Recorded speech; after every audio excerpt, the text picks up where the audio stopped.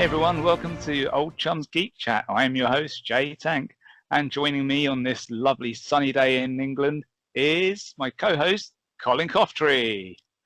Barweep Grana, Barweep Ninibong. How are you doing, Colin? I'm totally awesome, apart from I'm dying with a bad back. So if suddenly I pull funny faces at Jay's commentary today, it's not because I think he's a complete loser. It's because my back's will be twinging. Yeah, Colin's. That's not very nice, is it? Bad back's a really painful thing. So hopefully that clears up during the course of this show. Yeah. Right. I'm sure. Well, laughter's the best medicine, I hear. That's what they say. So let's see if we can get you laughing. So, shall we kick things off? Yeah. Have you got any news for me, Jay? Tell me some interesting stuff. A couple of things that I found interesting this week. There's two little stories coming out of Paramount Pictures. And the first one is that they've announced there's going to be a new Transformers movie. So, So now, there's nothing. So these are. What was that? Was that your back? Was that your back just snapping in loads of places? Realising I shouldn't be transforming. So there's talk of there being two things that like they might do one or the other, right? So the first one is a Transformers sequel. I'm hoping that that's a sequel to Bumblebee. Oh, that's right, man. Yeah. Now, if you did that, cool, you can either go with Bumblebee or I want to see those Transformers that we saw on Cybertron, right? Maybe it's time for them to come down to Earth. Bumblebee's here already, let's bring them down, right? The other thing that they're talking about is doing Beast Wars. Now, no, there'll be a lot of Transformers hardcore fans that'll be like, yeah, man, that'd be cool, but I don't want to see Megatron turning into, I don't know, the T-Rex and what was it like Prime the gorilla? Yeah, he's a big gorilla, right? I don't really think I want to. I'm interested in watching it. I want to see the Transformers that we knew in the 80s in the old cartoon. I want to see those ones. You know, the ones that I grew up with. Yeah. And they got them so right on Cybertron. We just didn't get enough. I want to see a movie. Well, that's what I was going to say. Is I wouldn't have minded there being a Beast Wars film if they'd have done a proper Transformers film first with the actual original designs and the cool characters. I mean, like you say, in the Bumblebee, we've got the Cybertronian versions that would look wicked. Yeah. But I want to see the classic vehicles and style. I mean, just on the Facebook group today, someone was talking about Transformer movies and. You know how that was the biggest miss was that the designs of the characters was the worst thing about the Bane movies. So. Yeah, well, are you sure that wasn't me? I was having a conversation with Frank. No, because we were having a conversation about it. On the I was just on the no, me and Nick Gowan were talking about. Oh, we? Okay, so there's two separate conversations going on there about pretty much sounds like the same conversations. But it's true. I mean, like when we watched the Bumblebee one, I liked it overall. Like, you know, I mean, I don't understand why they need to cut his vocal cords every time and make him work through a radio, but whatever. But I mean, getting to see, you know, people like Soundwave on Cybertron, that to me, I got well excited when I saw that, you know, and it's because when the original Bay Transformer movies came out, that first one, as much as I think that one's all right, you know, I was watching it and I didn't recognize any of the Transformers other than Prime, who even he didn't look like Prime properly. No. But, he had a mouth. Which I didn't like that. In the new cartoon, he has a mouth as well, I've seen. But they, you know, the other Transformers were all like this sort of grey metal colour. And like, none of them looked like anyone I recognised. So it could have just been, you know, battle robots. Well, it's also like when they transform, it was just like a mushy grey metal mess, and you can't see anything. It was like I want to see how they transform from one thing to another. Yeah. And at the time, there was a Toyota advert out with a transform on it, and he transformed properly. And I was like, why can't they just do that? It looks more simple, but it works. So anyway, if they do Bumblebee follow up and, you know, like going on from there, I'm all in. Beast Wars, I don't think I'd even bother going to watch. It I wouldn't. Doesn't appeal. And I grew up with the Transformers toys. I'm not like a fan that's carried on with that, but I grew up with those toys in the '80s, and that's what I want to go and see is the old stuff. Did you go and see the other films at cinema then, all the Transformer ones? No, I think I watched. No. I watched the first one, and I may have watched the second one. I may have watched the second one. Yeah, I actually really did like the first one, but I didn't like the character designs. I liked Megan Fox in the first one, but I think I may have watched the second one in the cinema, and then after that, I didn't watch anymore. And in fact, I haven't even seen them all.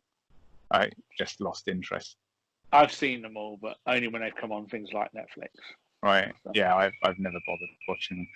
So anyway, but the other news that came from that is that Hasbro, Paramount and Hasbro also announced that they're going to do a new G.I. Joe movie. Yo, Joe! Yo, Joe! And this, hopefully, because it's all a reboot, is hopefully going to be a follow-on from Snake Eyes. So, you got the Snake Eyes movie coming, so it might be that how they did with the Marvel movies. You had Iron Man, Thor, Captain America, then Avengers. So either it's going to end up being another character, and they do a story about that character, or it will be you do Snake Eyes, and then someone turns up at the end and says, "Let me tell you about G.I. Joe," and then he joins them, and we have G.I. Joe the movie. Yeah. Do you think there are other characters that have got big enough public awareness that could hold their own movie? I mean, an interesting film could be how Cobra starts.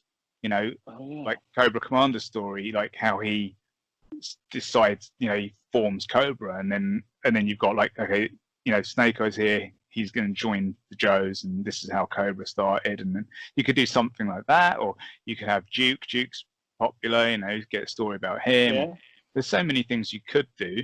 Sorry, I tell you what. Last night I was playing Battlefront 2, and I was playing as a Sith Trooper, and all of a sudden I just realised, they remind me of the Cobra, the Cobra Army, the Crimson Guards.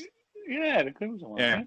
But there's so many things you could do. Like it all depends on the writing and the direction they go. I mean, the previous two movies that they did for G.I. Joe didn't do well. Now, the first one, Rise of Cobra, I didn't like very much at all. It wasn't G.I. Joe to me. The second one, though, I quite enjoyed. I know a lot of people didn't, but it felt a little bit more G.I. Joe in that. Like the first one, they had robot suits and crap like that. But in the second one, you had a lot more that felt like G.I. Joe to me. And even the characters. I mean, Cobra Commander is my favourite character. But in the first one, he was just like the Doctor, and he had this weird robot eye and all this kind of crap. And I was like, what's that? Second one, he comes out of, Storm Shadow frees him, and then he gets his costume and he looks like Cobra Commander. I'm like, yeah, okay, cool. Yeah. But unfortunately, Destro wasn't in that one, and Baroness wasn't in that one. I'm like, come on, these are important characters, put them in.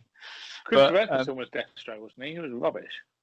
Yeah, and you spend most of the film with him just being dude, and then Cobra Commander put him in some nanomite mask that became his head. It's like, that's not his story, So it depends on how they go with it. And see, with these things, I know that all these companies want to bring new fans in, but let's be honest, the people that are going to watch this stuff really are people who grew up with these toys in the 80s and are still fans now. These are going to be the main people who go, and they might take their kids. But like the Real American Hero comics get quite in depth, right? And I think they need to go that way a bit and make it a bit more of a serious plotline rather than make it goofy. Like the other ones are really goofy, but make it serious. Have the espionage. Have these these bad guys that are bad and good guys that are really trying to fight to save people, and do that. I'm hoping that Snake Eyes will give us an idea of the direction they're going, and that it's the right direction. Well, the G.I. Joe comics in the sort of early 2000s, I can't remember what company published them. I want to say IDW, but it might not have been. Yeah, it was. Were really good, and they were really serious. Well, you get Devil's Due, and then it changed to IDW. Devil's Due was one I was thinking of, actually. Right. And then, obviously, then IDW got some. But both of them actually did some really good stuff. And, I mean, Larry Hammer's Real American Hero, the original Marvel ones, which then I haven't read any of the new ones, but they've now continued. He wrote some really good stuff there, and it was interesting stories, and I think that this is the kind of direction that I feel they should go in. However, we've got the new G.I. Joe classified figures coming out, which I'm very excited for because I've just put in my Snake Eyes pre-order last night. I wonder if all this is tying into new stuff, and if it is, the little thing that I will be a bit sad about in that case is, I mean, these toys, they look cool, but they've got laser guns, right? And it's like, they've got like some armor on their legs and stuff, which is fine for a figure. It looks cool on a figure, but this is not the direction I think you should go with the movie. I think in the movie you want to make it a bit more grounded. Do you know what I mean? Bit more modern warfare. Well, yeah, really. Yeah, I mean, these guys are elite soldiers, so, give them like modern weapons. I don't mind the Cobras having like some high-tech laser guns and stuff because, like Hydra. Destro, he's got Mars, so he's their weapon dealer. So he's going to have all this outlandish gear. But the Joes themselves, make them like real special forces soldiers. They're going to have a bit of fun with it as well. You've got some ninjas in there and stuff like that. But overall, make them feel like a real military unit, and that I think will work well. All right. Anyway, so. The Big Kahuna. Big Kahuna burger. The Big Kahuna? The Big Kahuna, which is also a Star Wars conversation. Whoa! My mind's going to blow up. What's happening, dude?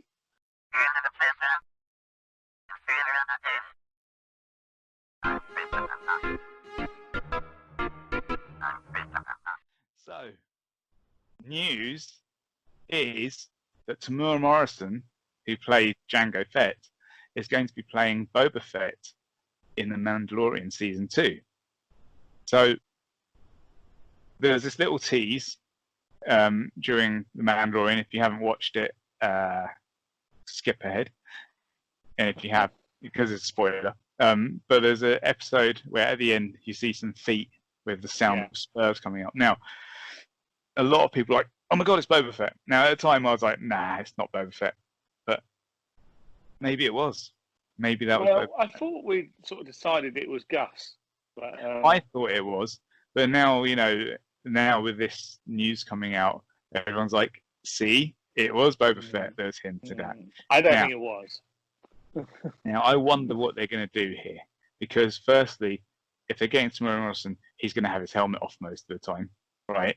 Which I'm kind of like, Fett should keep his helmet on, in my opinion. But secondly, is he going to have the armor? Because you've read the armor, right? Yeah. So does he even have his armor, or is he literally just going to be, because remember, if that was him at the end, the boots were different. He had a long cape on, so maybe he's just wearing just some standard gear, and no one would know that he's Boba Fett then. We might still have a helmet, maybe. Maybe. Well, you read the Aftermath books. Was the helmet in the armor that was found? Well, I didn't give enough detail to say whether the helmet was there or not. It just said that the armor was there. So, which is it's a cop out, really, isn't it? I mean, the Aftermath books weren't definitive enough to let you know. Yeah. But also, I mean, I hope. Well, they said it's not going to be a big part. It's going to be a very small part, so probably more of a cameo or something, or maybe it's just going to be a few scenes. Will he be started up? Maybe. Yeah, I mean, I guess the issue is for me is same with Ahsoka and Rex being in it. If you're going to be in it, I want it to be an episode about them with them in it. Well, a small part could be that he's in the episode because, each episode in Jaren goes off somewhere else and does something different. So maybe there's an episode and that's it. But I want it to be meaningful. I don't want it to be just like a cameo, like where you see him sat there and he gives them a nod and goes. I don't think it'll be that. But maybe it'll be something that leads into Fett having, a spin-off somewhere. Or, I mean, it could be something like that. Yeah, I mean, that would be if I was what's his face, I'd be thinking, well, that's the reason why I'll come back, because there's a chance that I'll get a spin-off out of this. Yeah. And obviously Disney Plus. Well, yeah, and Disney Plus are looking for any opportunity to spin something off, aren't they? They're always wanting to create new content. So a meaningful Boba Fett return I'd be very welcome to. I don't want just to see his face and get a nod and a wink from him. And like I say, to me, he's got to have his helmet on. In the picture that I posted was from the Hollywood Reporter, and Temuera Morrison's got a shaved head in that, and he looks cool. He does look cool. Have Fett like that, right? But because people with bald heads look cool, right? They do. They're the coolest of all. But in fact, he should grow a beard and be even cooler. He might. But at the same time, if you're putting Fett in it, it'll be a real issue for me if he ends up being an antagonist to Din Djarin and then losing to him, because I've said numerous times that the Mandalorian only wins by luck. He's rubbish. And if Fett is meant to be this badass bounty hunter, then he should kick the shit out of Din Djarin, and that's it. Definitely. I mean, and you could have that. That could be an episode. Maybe he doesn't kill him, but maybe he leaves him pretty badly wounded. Alternatively, if they end up having to work together for something, that could be cool. Maybe there's a mission, the bounty, and they need each other, so they work together. That could be quite a cool way to bring the character in. But yeah, do you think in the Mando circles everyone knows who Boba Fett is? I think Boba Fett was pretty well known throughout the galaxy. Do you mean they know? Him without the help. I'm just more thinking like his reputation, because again, in I think canon, he's not really been in really much, is he? I mean, he was in Clone Wars, but he's also still a little bit. But I think they've kept in canon that he's meant to be like the greatest bounty hunter and all that stuff, right? So but they actually said it. No, but he's also. But I think that's just gone on into lore, and I think that the Lucasfilm guys think that too. He's the guy that talks back to Vader and stuff like that. So they're like, okay, this guy's the badass. You know what I mean? Yeah. So I hope that they keep that going. It would be really shit to basically take this character, because he's beloved and has been for a long time. I know they've made efforts to make him not beloved, but for all these years, so many old fans like the character. And it came from seeing this character who looked cool. Sure, he didn't do much in the movies, but that's where the love of this character started. And then it's grown from there, because, different artists have put him in comics and books, stuff like that. I don't care what anyone says. He's the coolest looking character ever. I still stand by that. He is amazing. His armor still looks better than the Mandalorian. It still looks cooler. It's a cool colour. And also, you wouldn't get any of this if it wasn't for him. I mean, this is the thing, I think, because let's face it, you can say, there's been millions of Mandalorians and all this stuff, but that all came from the fact that there was this really cool dude in Empire Strikes Back, So, and you always get, in any comments, you always get, I don't know why everyone loves Boba Fett so much. He did nothing and died like a fool. You always get that guy in the comments, and it's like, but Melvin. It's more than the character. It's more than the character that you saw. It's all the things that have come off it, and it is the way that one character and the way that Jeremy Bulloch played him, the way he moved and all that just sparked everyone's imagination. A lot came from that. And for people like us, it's the fact that we had probably way too long playing with toys of Boba Fett and making up really cool stories with him, and just having hardly anything to go by. Well, he had the cool ship.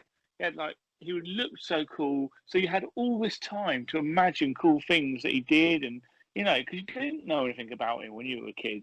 Because you didn't have all the background, you didn't have access to, pages of internet pages and websites, and didn't have all the cartoons, Rebels, and all this other stuff. Yeah. But I would hate it if they take this character and just make him crap, or make him just get killed by this other guy. It's like, here you go, you wanted Boba Fett, here you go, look, now he's dead. That would really piss me off.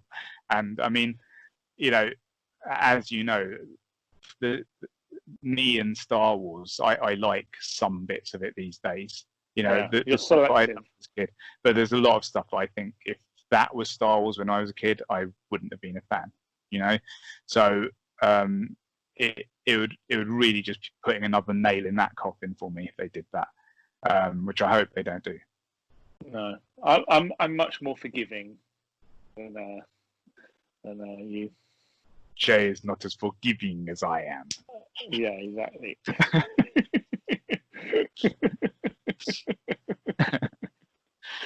So, anything more to say about that then, Colin, before we go on to the next part of the conversation? Only that I'm excited if they do it right. I'd love to see some cool Boba Fett stuff. I'd love to see it. Yeah. Cool. Okay. And you know, it was May 4th this past week as well, and so they released a few things on Disney Plus there. You got Rise of Skywalker was put out. They did that worldwide at the same time, which is really cool. Cool. Yeah. And the Mandalorian documentary gallery came out. Yeah. Now, I've only watched the first episode, and I watched it on May 4th, and I loved it, and at the same time I was disappointed. The reason I was disappointed was I didn't realise when I saw it, and I saw 8-episode series. I was like, okay, cool. I got to the end of the first one, which is 32 minutes long. And I was like, I have to wait till next week.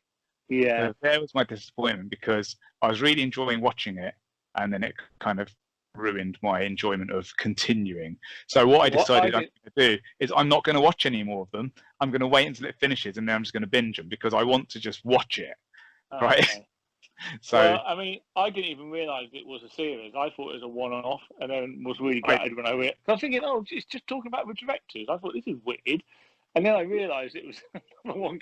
So I actually watched the second episode last night, which was I really enjoyed. It was, in fact, I preferred the second episode because it was more about Star Wars. I thought it was also going to be just one long documentary. Yeah, that's what I mean, thought. the good thing about being a series, we get a 4-hour documentary, so that's cool, right? What the best surprise of May the 4th for me was because I haven't bought Rise of Skywalker on Blu-ray or anything like that. I've literally just waited for it to come out on Disney Plus, and so I'd gone to watch Mandalorian gallery thing, and for some reason I couldn't get it to play.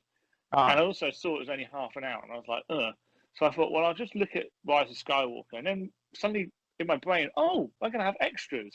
So I looked in the extras, and they got all the extras, and they had a 2-hour documentary on there about the legacy of Skywalker. Excellent. And it's bloody brilliant. And so, in fact, my May the 4th was watching that for 2 hours, and it was so great.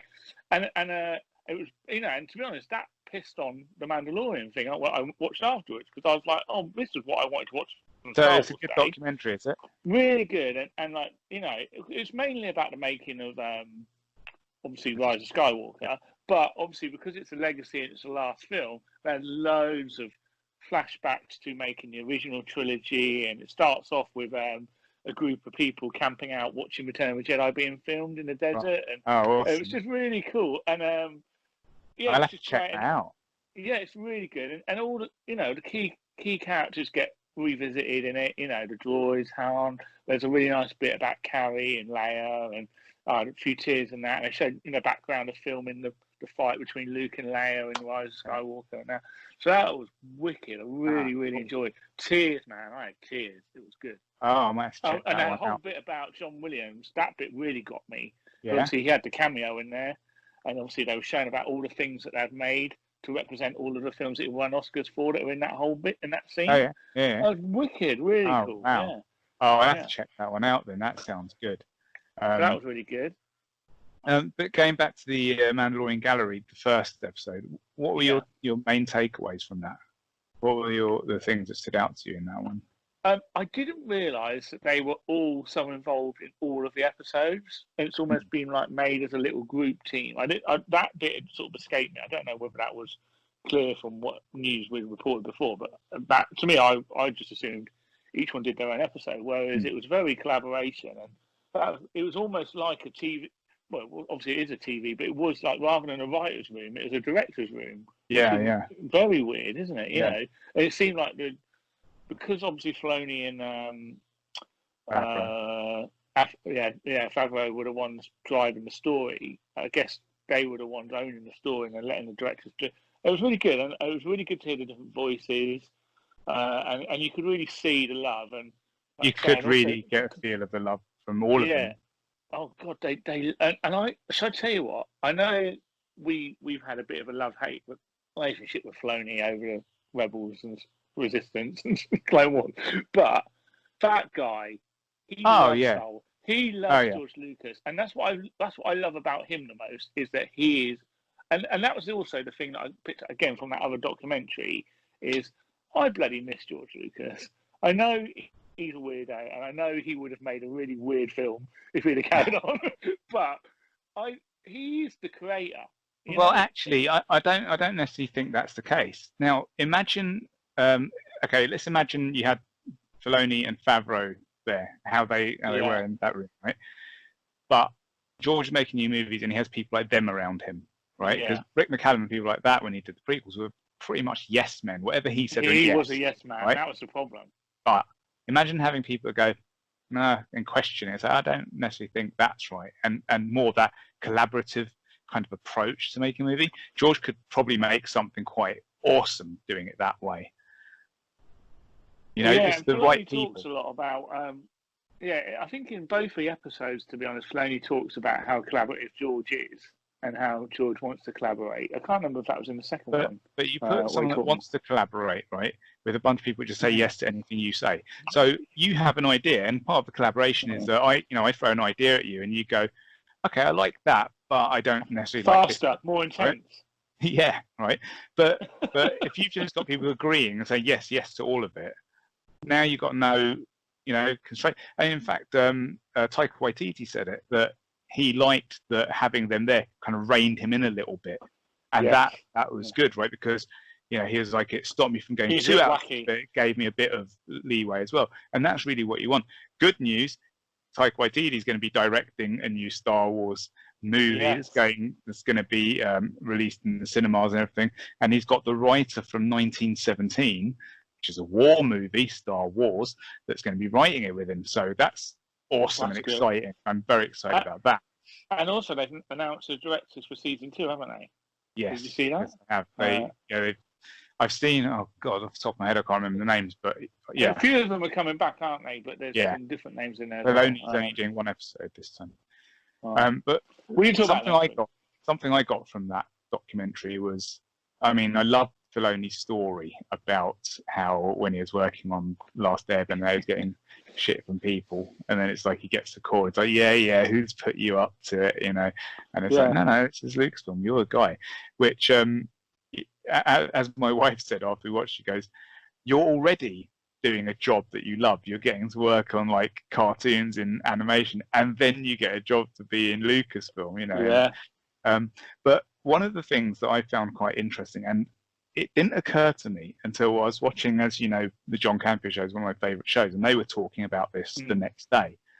And he said something, and I just went, "Oh my God, you're right." Okay, now he's watching all sat there, and Jon Favreau's the boss of it there, right? And he's asking them all about explaining how he brought them on board and the reasons that he got them on board and stuff like that. And Campea went, and the way things have been with Kathleen Kennedy, and most people think she'll be out at some point soon. And he's like, Favreau should be the next head of Lucasfilm. And I went, you're right, because he goes, right there, that's an executive talking. The way he was, and the way that he had brought the team together, and the way that he had them all working together. Imagine, let's take the sequel trilogy as an example, right? And I know, was it Colin Trevorrow was meant to do number 9, wasn't he? Yeah. So let's say that you kept those 3, because Kathleen Kennedy always loses her people because they all of a sudden aren't on the right page, whereas it seemed like Favreau, she doesn't control them.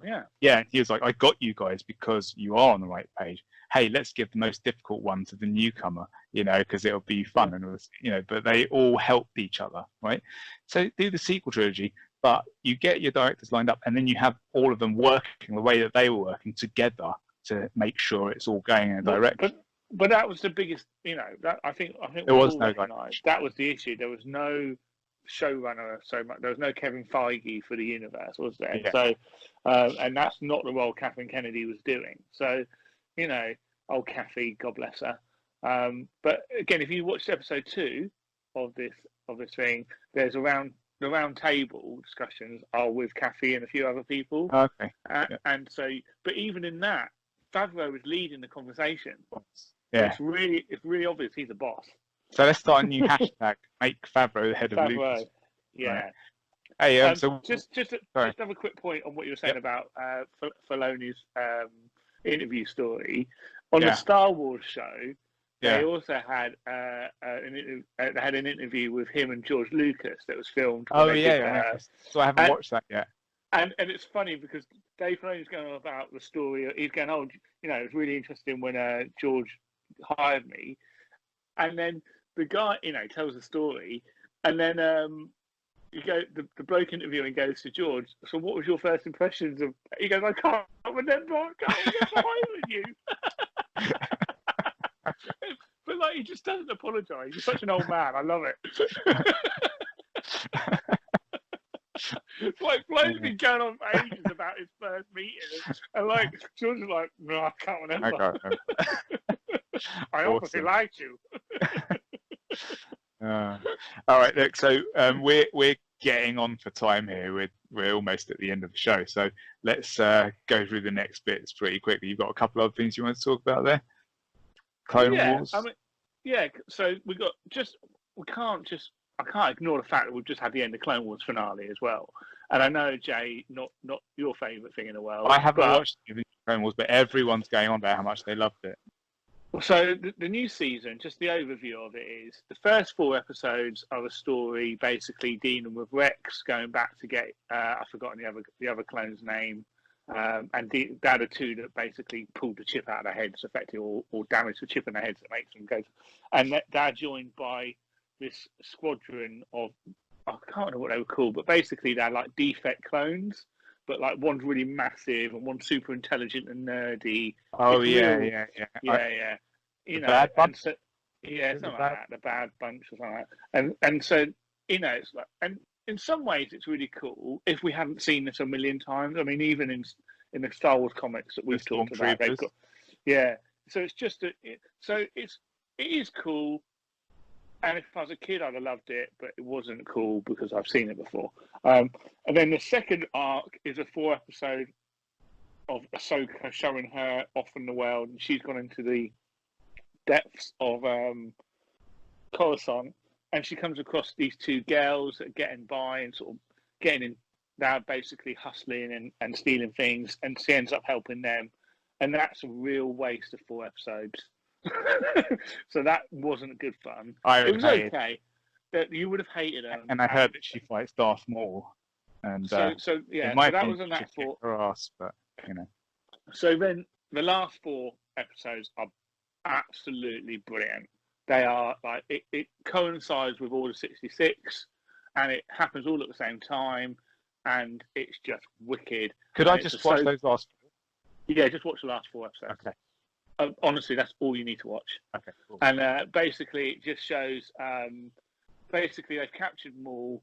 They capture Maul at the end of it, and Maul and Ahsoka have to fight. They're stuck on a ship with a load of clones when Order 66 happens, and with Rex. And it's, I'm not going to spoil it, but it was cool. It was super cool. I mean, at the end of the day, if you hate Ahsoka, you'll hate it. I can't say anything else, but Ahsoka's wicked and I love her, and so it's great. But it really did end. To me, it was the end of Ahsoka rather than the end of the Clone Wars. It felt like the series finale. Okay. It was the end of her story. But to be fair, it always was her story in my eyes. Until she turns up in Rebels. Yeah, but as in for the end of the Clone Wars, it's the end of that era. I mean, the only thing I just wish they'd done a flash forward showing her going in, becoming a bit more fulcrum and stuff, but they didn't do that. But, Oh, I'm sure that they'll be able to fit that into a new series. Yeah, well, let's just create a new Ahsoka TV show. I wouldn't be surprised if we get that announced very soon. Yay! Yeah. And just one last Star Wars thing is, and this was a massive surprise, Jedi Fallen Order, the game, which is obviously a single story game, had an update on May the 4th. And he got new skins, and he also got like I think it's like a battle mode where you can like play and fight against like in an arena and stuff. And so I bought it. Today. It's just arrived. So I'm going to play them. Oh, so I'll excellent. let you know how I enjoyed it. But definitely, why not? Maybe you could capture some video of you playing, and while we talk about it next time, we can show it. Dude, yeah. Oh, if you want, I can put some of my Battlefront footage on there as well. If you want to, yeah. If you're going to talk about it, then you know. Or just put it on there anyway when I'm talking, because I'm boring and I've got ugly face. Right, cool. Right. So, and lastly, I think it's Colin's Comic Corner. Comic Corner? Yeah, if we've got time, Jay. Obviously, I don't want to go too long. Yeah, let's do it. Let's do it. Colin's Comic Corner.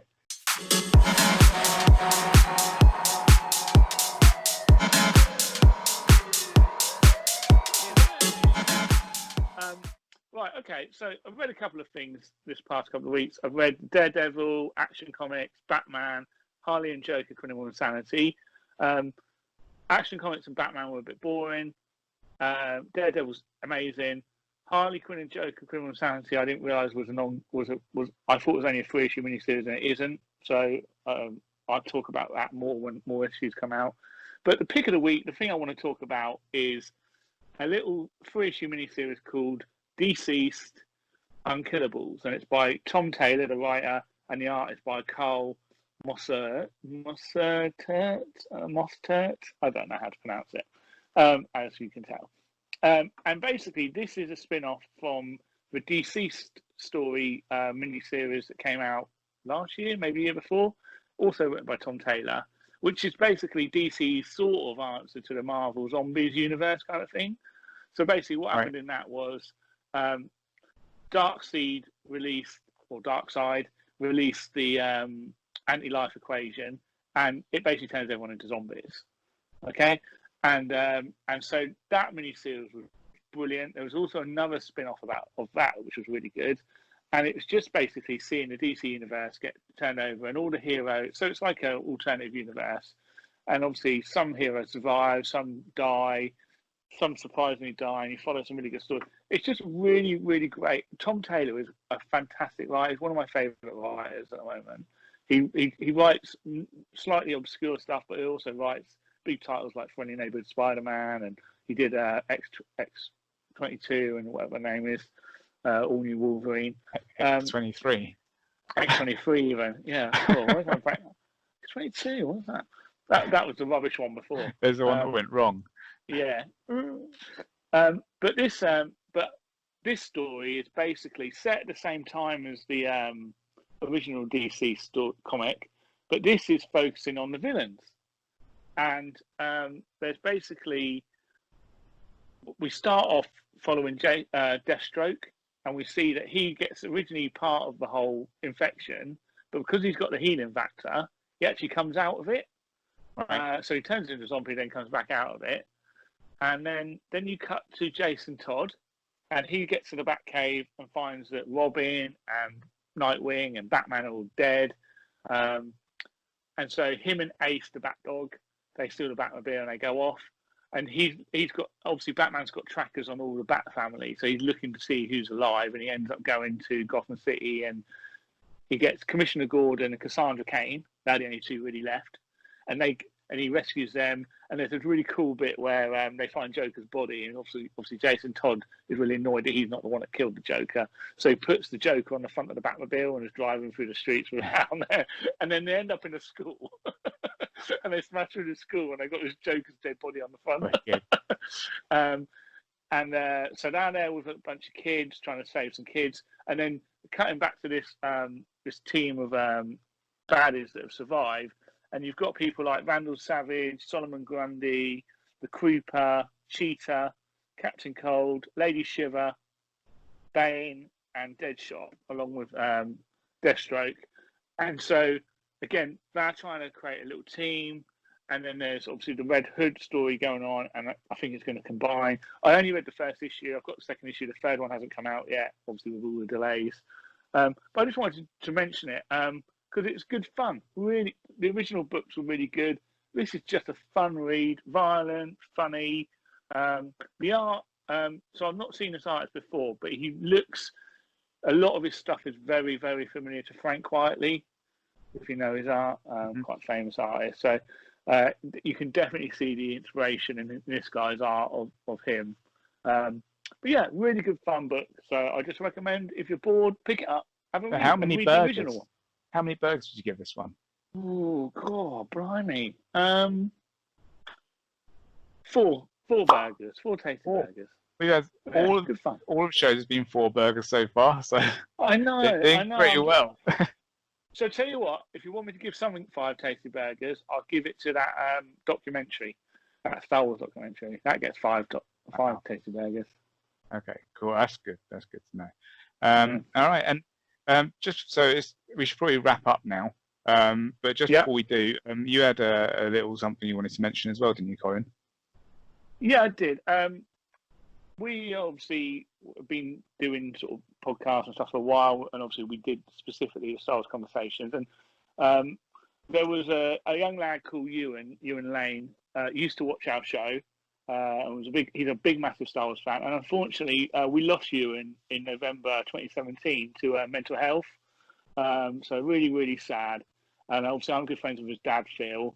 And normally, because he was such a big Star Wars fan, on May the 4th, they normally do a sponsored walk for him because he's got a charity that was set up in his name, as well as Star Wars. He loved music. And so they created a foundation called Ewan's Music Foundation. And so normally on May the 4th, Phil and Ewan's friend would go for a walk, a long walk between Canby and Leon C, which is near where they lived, and they'd sponsor and raise money. But obviously they couldn't do it this year. And so Phil did it on his own, socially isolating. But I just wanted to mention that and sort of, on Star Wars Week, as I'm calling it, put this episode in memory of Ewan. And also, if anyone's interested in supporting the foundation that they run, which goes to helping young people that are troubled and stuff, you can go to ewansmusic.org.uk and you can donate some money there, or just generally look at other mental health charities and give them some support. We'll have the link, obviously, here in the bar, and I'll also put it underneath in the show notes. So if you want to go and have a look at that link, just click below and have a look. All right. So I guess we should start wrapping up the show then, Colin. Yeah, man. So firstly, please subscribe and give us a like. It would really help us out. And, if you like anything we talk about, you've got anything to say, leave some comments below, or you can do so on the Facebook group as well, which is Old Chums Geek Chat, and there's a tiny URL. Yeah. Right. We're also on Twitter at Old Chums Geek CH1. You can find us on Instagram at Old Chums Geek Chat, and on email at oldchumsgeekchat@gmail.com. And you can also find us on the Taylor Network of podcasts, which has all kinds of other podcasts which are awesome. Mighty Marvel Mix and Go Trek Yourself. There's the TARDIS podcast, which is another one of Colin's ones.